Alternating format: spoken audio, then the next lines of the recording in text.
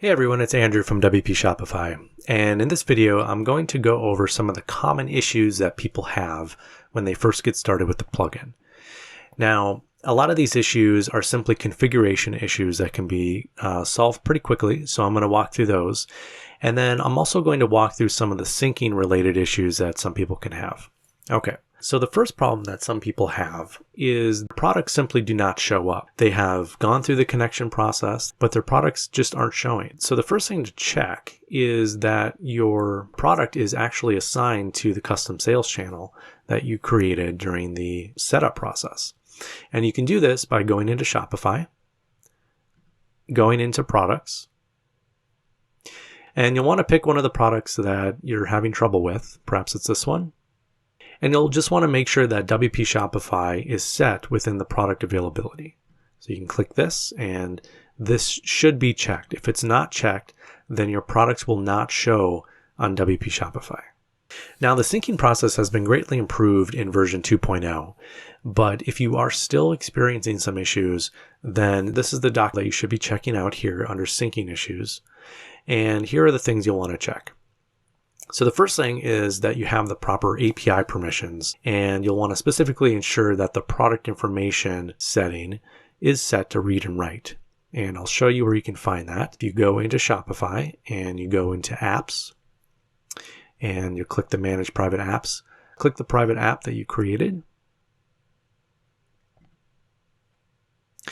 And then if you scroll down to the admin API section, and you should see a product information right here. You'll want to make sure that this is set to read and write. Also, make sure that the storefront API permissions are all checked as well.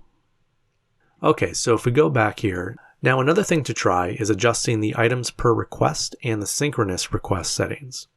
And these are simply going to allow the syncing process to undergo a different method of connecting, which can sometimes overcome some common web host problems. So to do that, we're going to open the plugin settings.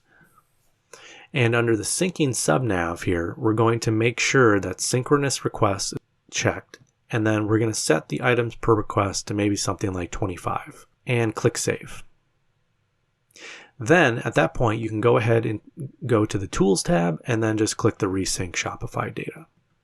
Okay, so the next one is to check for plugin conflicts. Now, I know this can be an annoying process to go through, but oftentimes this is the case of some of the issues with the plugin. So make sure to go to the Plugins tab and just make sure that all your other plugins are deactivated except for WP Shopify, and then try resyncing your store.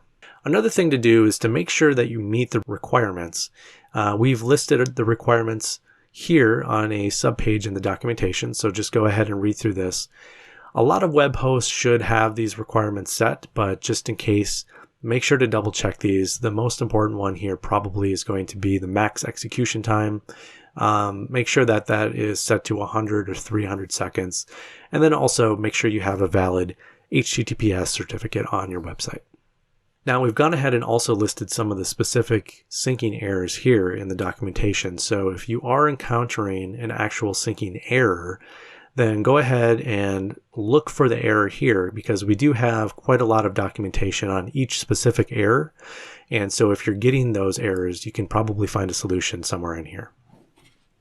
Okay, and so that has been an overview of some of the common issues that people have with the plugin. If you're running into another issue or something that you haven't seen here, feel free to send us an email or hit us up on Slack, and we'll be with you as soon as we can.